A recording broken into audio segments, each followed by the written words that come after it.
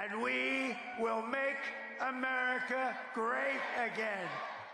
With Donald Trump returning to the White House, questions loom over what his presidency could mean for the future of global institutions like the United Nations.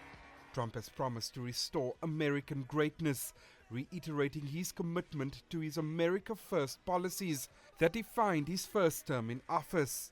I can't think of a US president who cares less about the United Nations and about its future and about multilateralism than Donald Trump.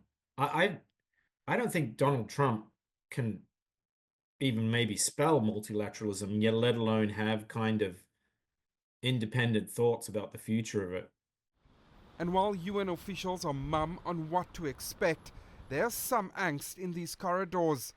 During his first term in office, the United States withdrew from key international accords and even clashed with UN leadership over issues ranging from climate change to peacekeeping missions. The question now is, would a second Trump administration be a rerun of the first, and what would that mean for the future of the United Nations? Maya Unger from the International Crisis Group has been watching the UN for some years.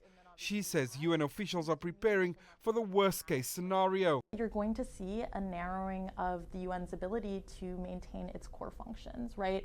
The UN is going, and already is, thinking long and hard about where they need to cut down on, how they can kind of be more economical. You're seeing this in kind of overarching ways, such as a hiring freeze for UN positions. The US contributes about 22% of the UN's regular budget and 28% of its peacekeeping costs. A reduction in these contributions could have serious consequences for global peacekeeping operations and humanitarian programs.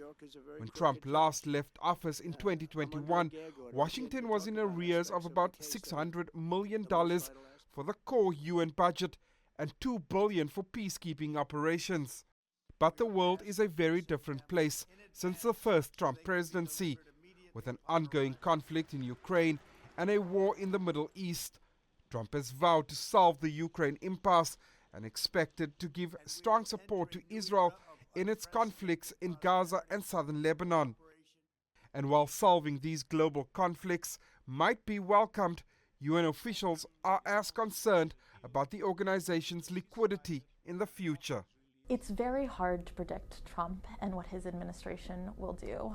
United Nations officials refuse to speculate on just how the organization will be affected by Donald Trump's second term in office.